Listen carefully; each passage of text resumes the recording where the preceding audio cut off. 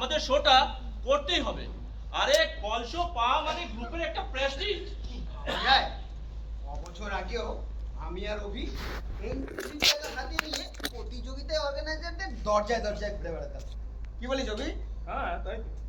কি জাস্ট একটা শো পাওয়ার জন্য? ইহার অর্থ কর্মটি আমরা সুচারুভাবেই সম্পাদন করিতেছি এবং কাজটি চালিয়ে যেতে হবে। আমার মতে আজই এখানে সিদ্ধান্ত হোক যে আমরা শোটা করছি, তাতে ফেরা হোক কি না হোক কিচ্ছু আসে যায় না। কিন্তু মনিকা মনিকা দিকে একটু বেশি গুরুত্ব দিয়ে দেওয়া হচ্ছে। উপায় নাই। স্ত্রী জাতি অবলা। অবলা সবলা বুঝি না। আমাদের মতো মধ্যবিত্ত সমাজের মেয়ে অপরিচিত কিছু ছেলেপেলের সাথে অন্য কোথাও গিয়ে রাত কাটিয়ে আসবে, এটা কেউ মেনে নেয় না। ভেবে দেখ, তোদের বাড়ির কেউ হলে তোরাও এলাও করতিস না। যদি একটা গাড়ি থাকতো, টাটা সুমো শাই শাই করে চলে যেতাম, সাটা শাট ছোটা সেরে রাইট টাইমে বইয়ের পাশে ফিরে এসে দুধ ভাত খাই জানতে পারতাম। শুন, একটা এফেক্ট লাইট নেই, একটা মিউজিক স্টুডিওতে রেকর্ডিং করার মুরত নেই, সেট নেই, কস্টিউম নেই, হ্যালোজেনের আলোয় হাত পা নাড়ি, তার আবার টাটা সুমো। হবে সব হবে। রূপে নিজস্ব গাড়ি হবে। হ্যাঁ, শালা ধোঁয়া উড়ে চলে যাবো। এই শোনো স্বপ্ন দেখিবার অধিকার সংবিধানের স্বীকৃতি, কিন্তু দিবা স্বপ্ন। এই কিশোর, তুই কেন একটা গাড়ি? বাপের জমিদারি, কাপড়ের দোকান, বোঝো না কত লাভ?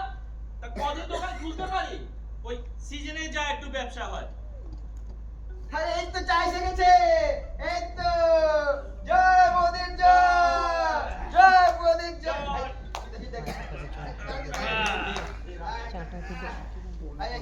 কাকু আছে তো? ওরে ওরে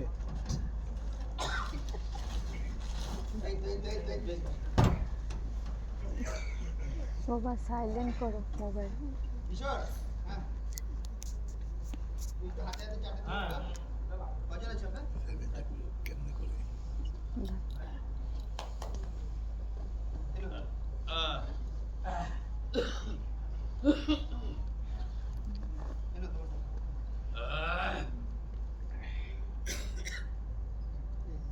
তোমরা সবাই এইখানে?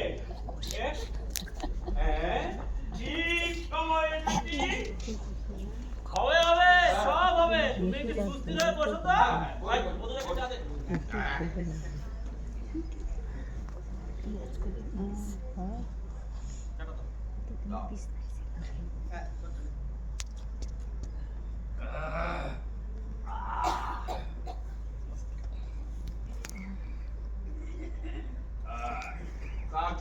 কিছু হলো না হলে তো আমাকে অন্য প্রোগ্রাম করতে হবে, তাই ভাবলাম বাজার ফেরত খবরটা নিয়েই যাই। আচ্ছা মধুদা, কাল তুমি শোয়ের আগে এত চাচা করে হেদিয়ে মরছিলে কেন গো? না, আমি তো কোনো অন্যায় কিছু বলিনি। আমরা কি শোয়ের আগে এক কাপ চা পেয়েছি? না। হ্যাঁ, পাইনি তো। তাহলে এক কাপ চা চাওয়াটা কি অন্যায়? না, তা বলিনি। তাই বলে আমাদের গ্রুপের একটা প্রেস্টিজ আছে নাকি? বাদ দাও ওসব কথা। আর কোন নাটকটা হবে সেটা ঠিক করে দাও। হ্যাঁ, আমাকে তো আবার ওই লাইফগুলো ঠিক করে নিতে হবে। আচ্ছা মনুদা, হ্যাঁ আমরা যদি ওই অরূপ রটন করি, হ্যাঁ, তাহলে ওই অরূপের আত্মহত্যা সিনে ওই ট্রেনের ব্যাপারটা কিন্তু তুমি একটু ভালো করে দেখে নি। হ্যাঁ, দেখে তো নেবই।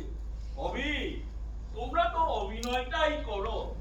আসলে আমাদের মতো গ্রুপ থিয়েটারে অভিনয়টা করে যাওয়া যায়, কিন্তু স্টেজ লাইট হাতে সেগুলো তো দরকার। হ্যাঁ, চিন্তা তো অনেক কিছুই থাকে, হয়তো আরো ভালো অনেক কিছু করা যায়। সব কিছুর মূলে হচ্ছে টাকা। আমাদের মতো গ্রুপ থিয়েটারে ওটাই বড্ড অভাব, রবি, বড্ড অভাব। এই মধুদা, হ্যাঁ, তুমি তো দেখি দাস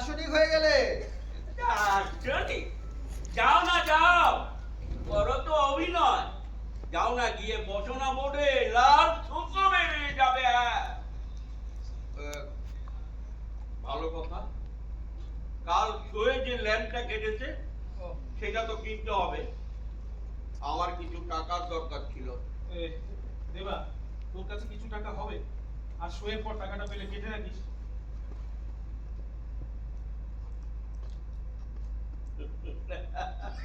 দেবার পার্স খালি এই এই হচ্ছে অভিক রূপ থিয়েটার। আচ্ছা, ঠিক আছে, হবে, আমি করে নেব।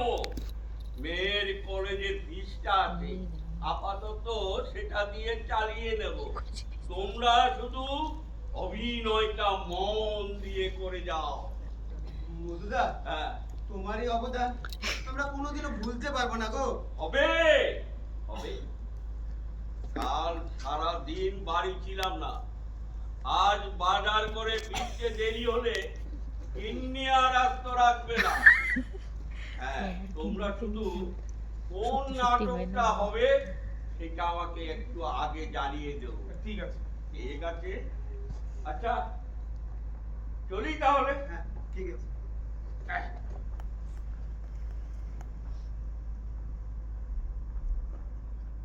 ও হ্যাঁ, যাওয়ার আগে একটা কথা বলে যাই। যদি কোনো দিন আমাদের